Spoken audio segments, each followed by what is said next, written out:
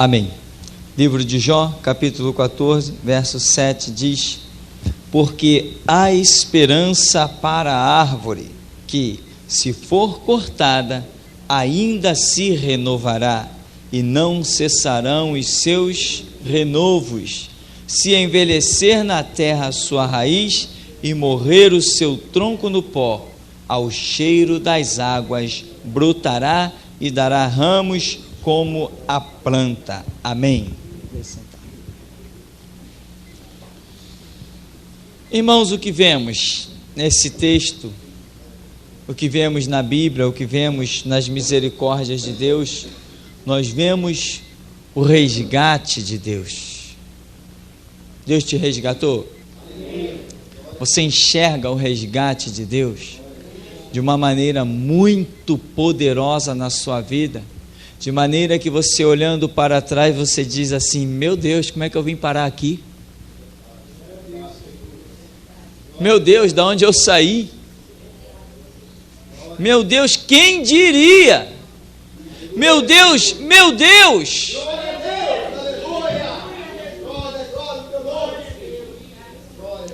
O resgate de Deus para nós é tremendo. E não vamos entrar em tantos detalhes, irmão, que você poderia dizer assim: meu Deus, como eu tinha plena convicção que lá eu estava no caminho certo, e hoje eu vejo a diferença da água para o vinho.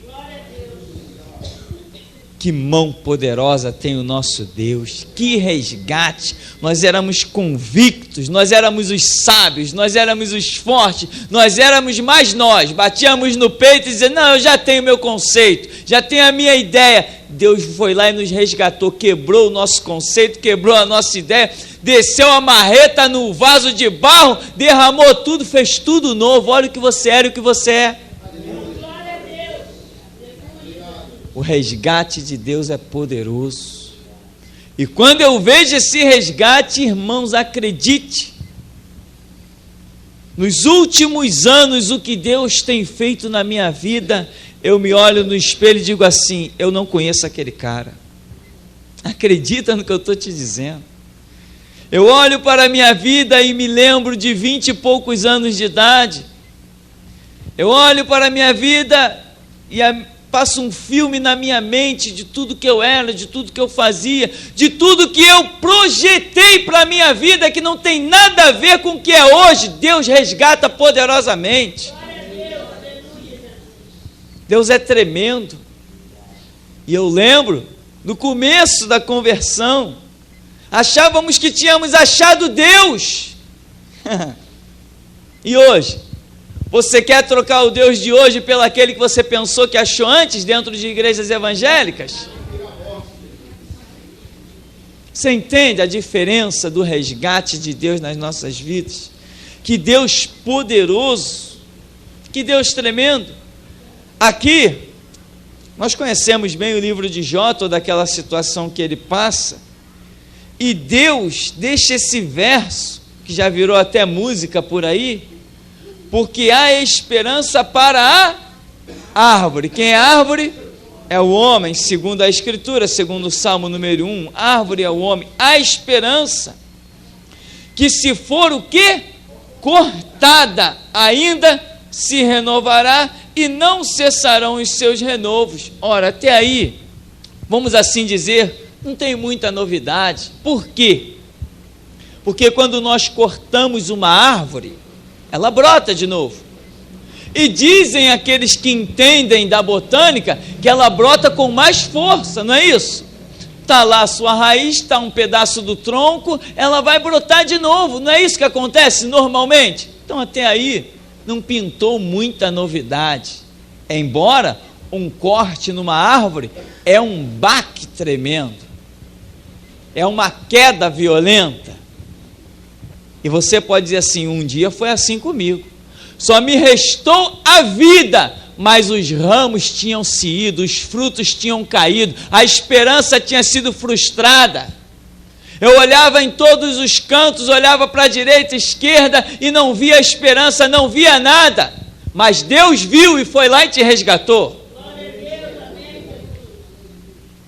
Porque a Escritura já diz: o meu poder se aperfeiçoa na sua fraqueza. Quando você olhou para todos os lados, olhou até para cima e não viu Deus, Ele olhou para baixo e te viu. A ânsia dele em salvar, o amor dele em resgatar, em se revelar. Ele habita em luz inacessível, não temos acesso a Ele, mas nós habitamos em trevas e Ele tem acesso a nós. E a luz resplandece nas trevas e as trevas não prevalecem contra a luz. Quando Ele quer se manifestar nas nossas trevas, nós contemplamos a sua maravilhosa luz. A Escritura diz: na tua luz vemos a luz. E aqui ele vai dizer, no verso 8, se envelhecer na terra a sua raiz e morrer o seu tronco no pó. Agora ficou mais séria a situação. Antes foi cortado o tronco, sobrou raiz, ela ainda tem folha, ainda vai dar o seu jeito, né? Vai subsistir, pode ser até difícil, mas vai dar o seu jeito. Você não vê muitas pessoas vivendo por aí vegetativamente? Pessoas que você olha assim, não sei como é que aquela pessoa consegue ainda estar viva. Não vemos? Claro que vemos. Dá uma passeadinha ali na central do Brasil que você vai ver, a menos de 1 quilômetro daqui. Você passa e vê, dentro de você, você diz assim, meu Deus, como é que aquela pessoa consegue viver ainda? Você olha para o outro lado e tem um cachorro vivendo melhor do que aquela pessoa que está caída ali. Troncos cortados, mas ainda tem raiz. Ainda podem ser resgatados. Porque para Deus não há impossível. Ele ama, e Ele se revela, e Ele se manifesta, Ele resgata.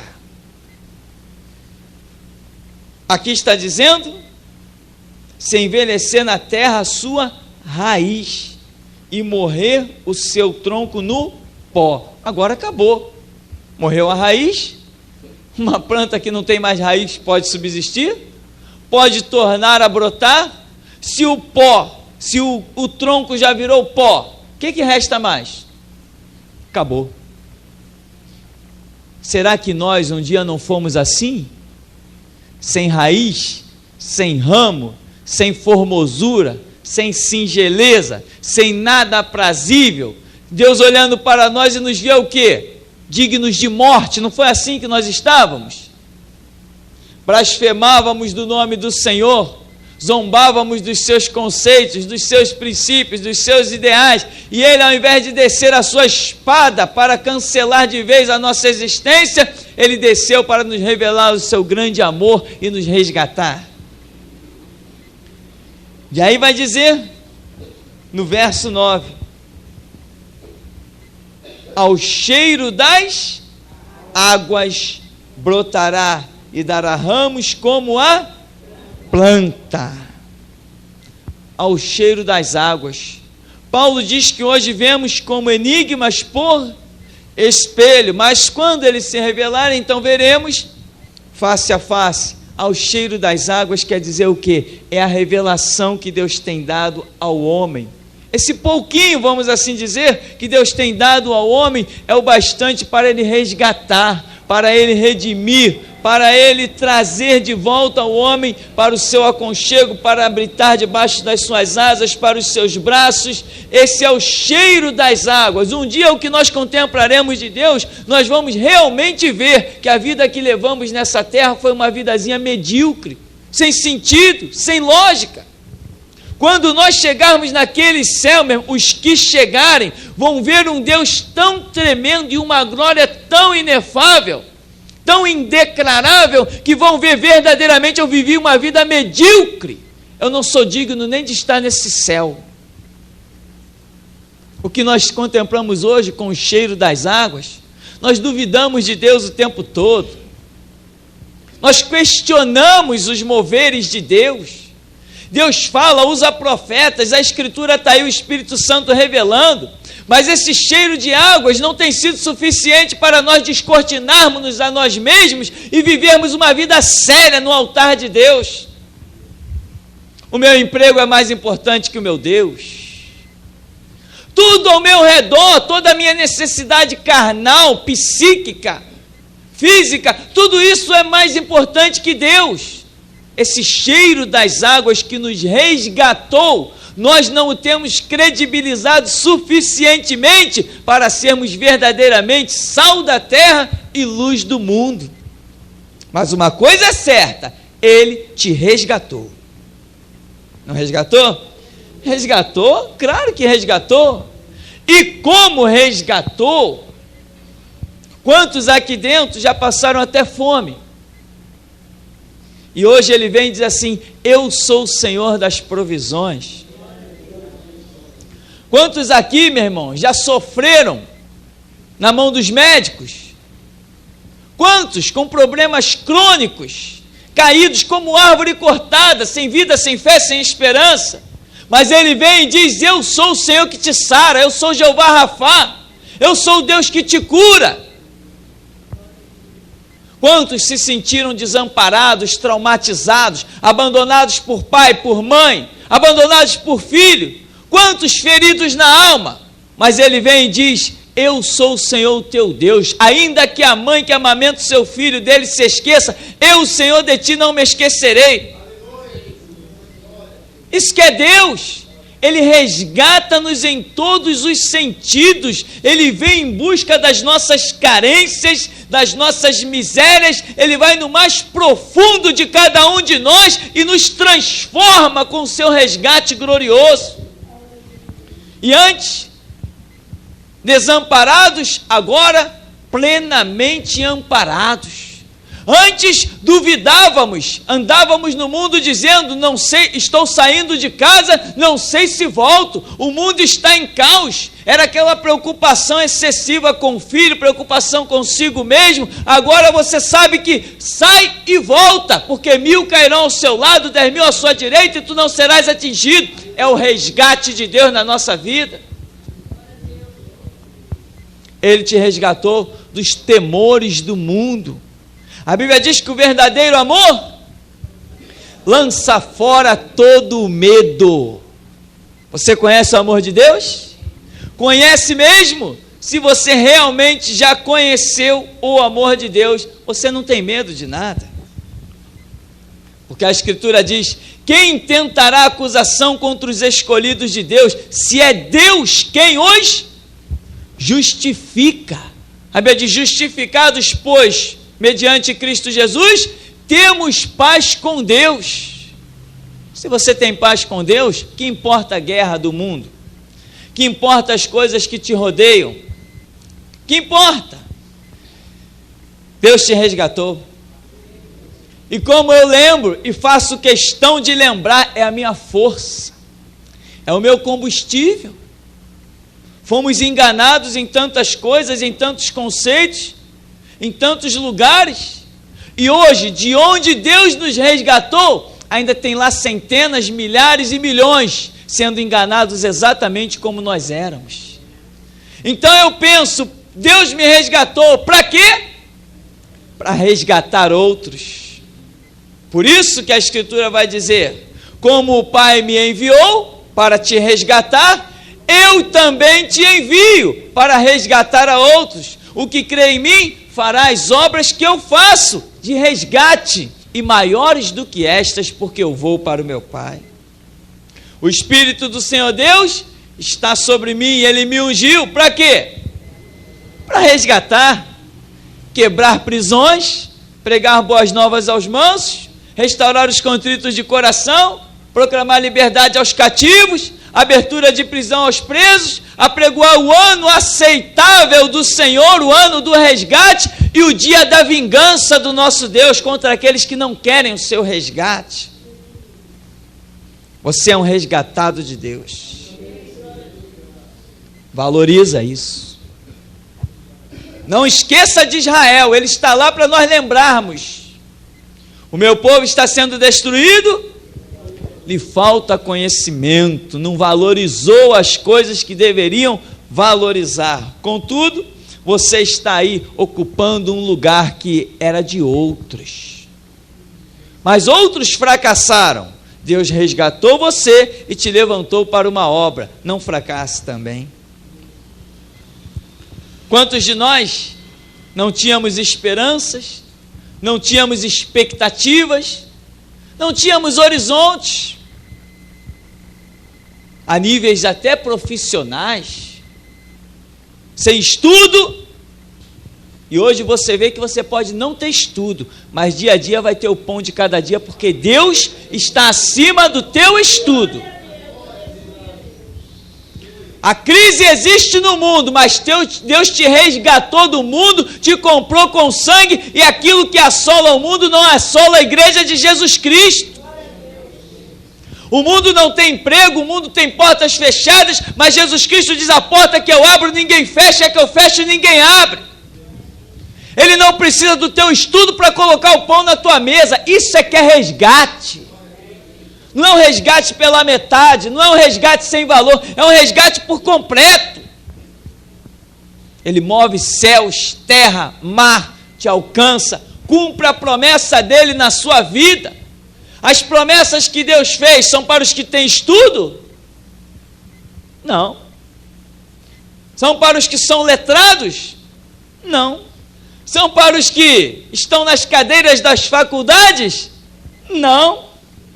A promessa dele é como ele diz em João 11:40, se tu creres, verás a glória de Deus, é o máximo. A glória não está vinculada à sabedoria, a glória não está vinculada a nenhum fator, a glória de Deus está vinculada à fé, e fé está ao alcance de todos, porque é o Espírito Santo que trabalha para gerar em nós a revelação da palavra de Deus. Nós vemos alguns exemplos na Bíblia. Uma mulher que há 12 anos sofria de uma hemorragia. Onde estava a esperança dela? A Bíblia diz que ela tinha gastado tudo. Não disse que ela gastou uma parte, disse que ela gastou tudo com os médicos, e ia de mal a pior, ela esperava a morte. Mas ela ouviu alguma coisa de um Jesus de Nazaré, que passava pela cidade, e ela encarou no meio de uma multidão, e foi lá e disse o quê? Se eu tão somente tocar nas suas vestes, eu resgato a minha saúde. Você quer tocar nas vestes nessa noite? Você anseia ter uma saúde perfeita? Você precisa da saúde perfeita? Ela foi lá e tocou, e de uma maneira tão especial que Jesus percebeu logo que alguém estava envolvendo, arrancando dele a virtude, que ele para, quem me tocou? Eu senti que de mim saiu virtude.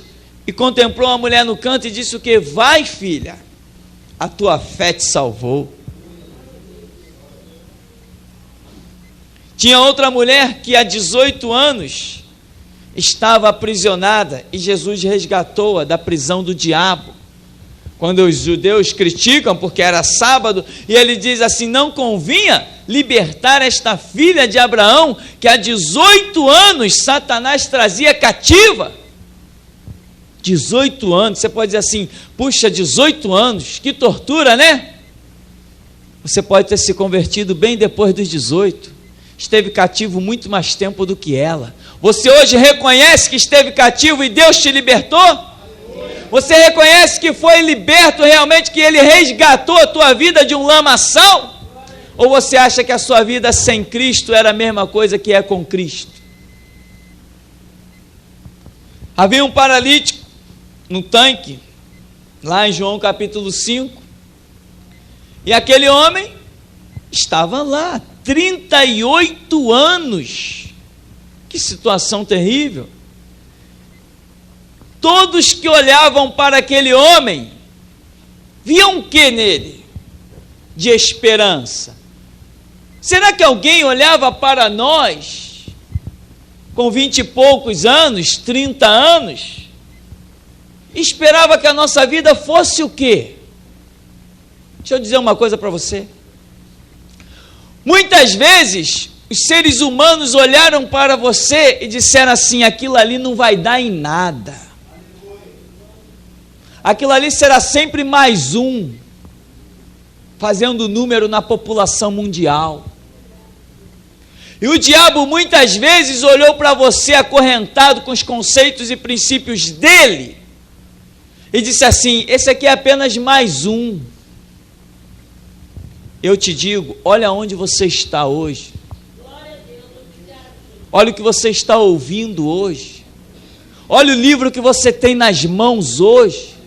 Olha o espírito que você tem hoje. Olha o sangue que você tem sobre a tua cabeça hoje. Olha a mensagem da cruz que se transformou em loucura para o mundo, mas o que ela é para você. Olha o resgate que Deus fez na tua vida, irmão. Faz o que agora? Se levanta e reina. Triunfa. O preço maior que um ser humano, vamos assim dizer, não vou nem dizer ser humano, o preço maior que alguém poderia pagar pelo teu resgate foi pago. Você daria o teu filho para resgatar alguém? Eu não daria o meu. Se você daria o seu, eu não daria o meu. Deus deu o dele para me resgatar. Eu não daria o meu filho para resgatar ninguém. Eu não sou tão bonzinho assim. Vê o preço do teu resgate. Você suportaria ver o teu filho sentado numa cadeira elétrica, ou com a forca no pescoço, ou na guilhotina, ou lá na cruz, dizendo: papai, por que tu me abandonaste? Você suportaria isso? Eu não suportaria. Ele suportou. Eli, Eli, lama sabachthani. Esse é o preço do teu resgate. É um preço muito alto para nós levarmos uma vidinha medíocre, uma vida de duplo sentido, sem Deus realmente conhecer o nosso coração no altar dele. Nós precisamos transformar o mundo, pelo menos fazer a nossa parte. Se vamos alcançar o mundo inteiro, isso é com Deus, mas que vamos pagar o preço para fazer a nossa parte, isso nós temos que fazer. Deus é o resgatador das nossas vidas. Você lembra o que ele fez com Nabucodonosor? Ele fez Nabucodonosor reinar sobre tudo. Nabucodonosor dominou até Jerusalém, Judá, invadiu tudo. Depois Nabucodonosor chegou lá diante dos jardins suspensos da Babilônia e disse assim: olha o que eu conquistei, que maravilha que eu fiz, olha o que eu criei. E ele começou que nem Salomão no final da sua vida: e eu isso, eu aquilo outro. De repente vem uma voz do céu e diz assim: ah, foi você mesmo, é? Tu vai comer capim que nem um animal, até reconhecer que os céus reinam. E diz a Bíblia que assim foi com Nabucodonosor. Cresceu pelo, lhe cresceram as unhas, e ele pastava que nem um boi lá no meio do campo. Mas ao final de quanto tempo? 1 ano. Ele levantou os olhos para o céu e deu glória a Deus. E diz a Bíblia que Deus lhe restituiu o seu trono de volta, o resgatou daquela situação animalesca que ele vivia e o colocou de volta no seu trono. Eu quero que você entenda nessa passagem o quanto Deus é poderoso, que permitiu um homem ficar 1 ano afastado do seu trono e depois preservou o seu trono para ele, quando desse glória ao seu nome, voltar lá em triunfo. Que Deus tremendo! Assim é contigo. A Bíblia é a lição. Quando Deus te criou, Ele fez um projeto de glória para a sua vida. Quando você foi concebido no ventre, antes do ventre, Deus traçou um plano para você.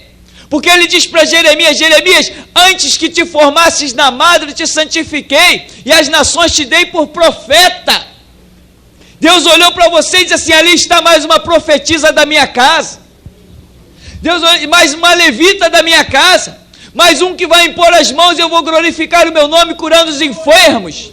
Mais um que vai impor as mãos e eu vou expulsar legiões de demônio e mostrar que o sangue do meu filho tem valor na terra. Mais um que vai glorificar o meu nome, mais um que o meu espírito vai se mover nele sobre a terra. Mas o inimigo arrancou você da estrada e você se tornou que nem Nabucodonosor. Mas hoje nesse lugar Deus te põe no trono de novo.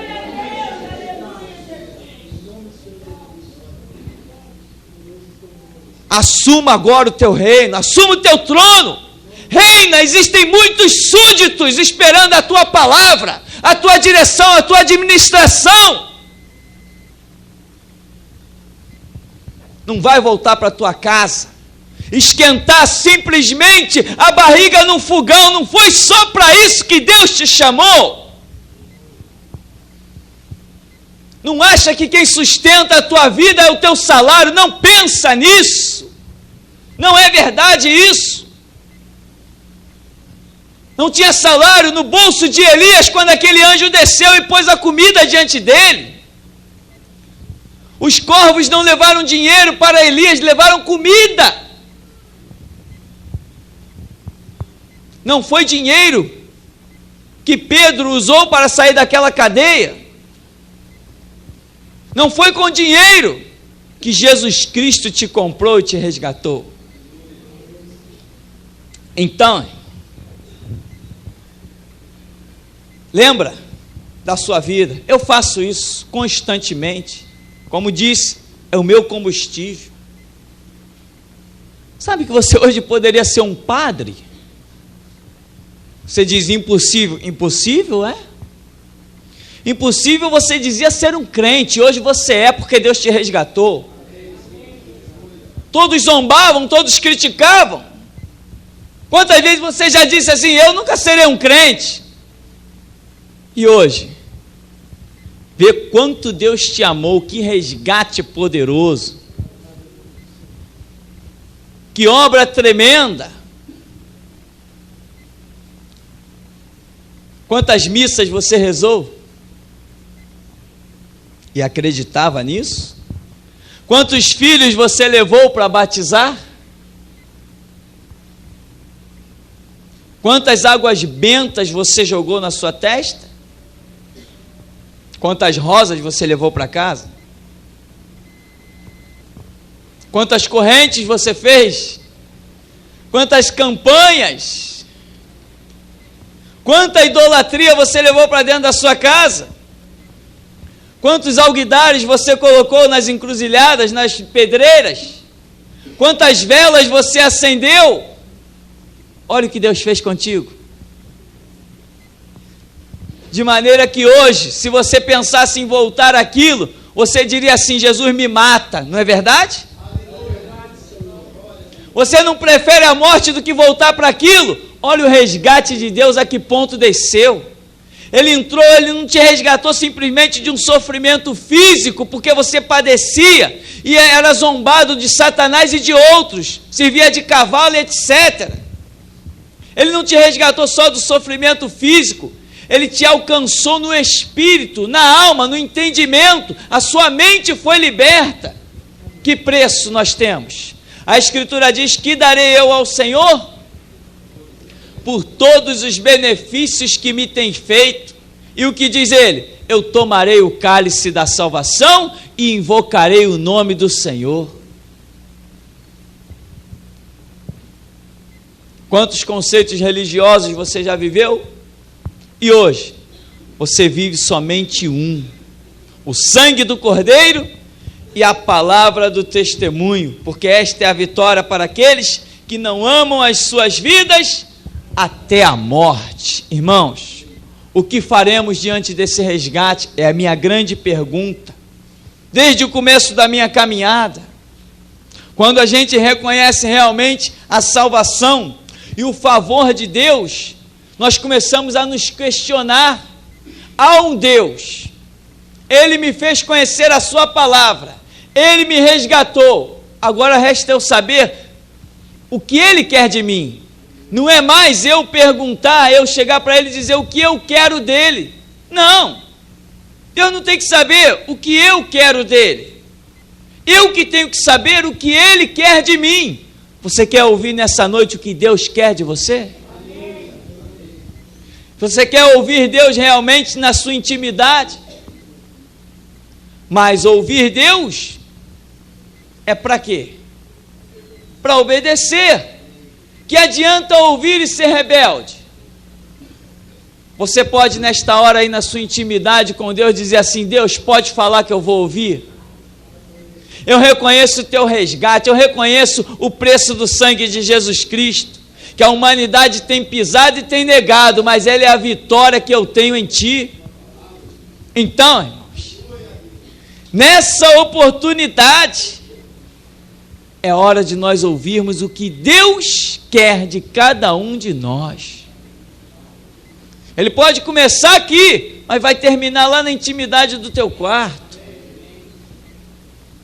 Ele pode começar a trabalhar aqui na sua mente hoje, mas não vai parar enquanto você buscar, porque o tempo todo está escrito: clama a mim e... Se você clama, tem resposta. Ele disse que você é rei e...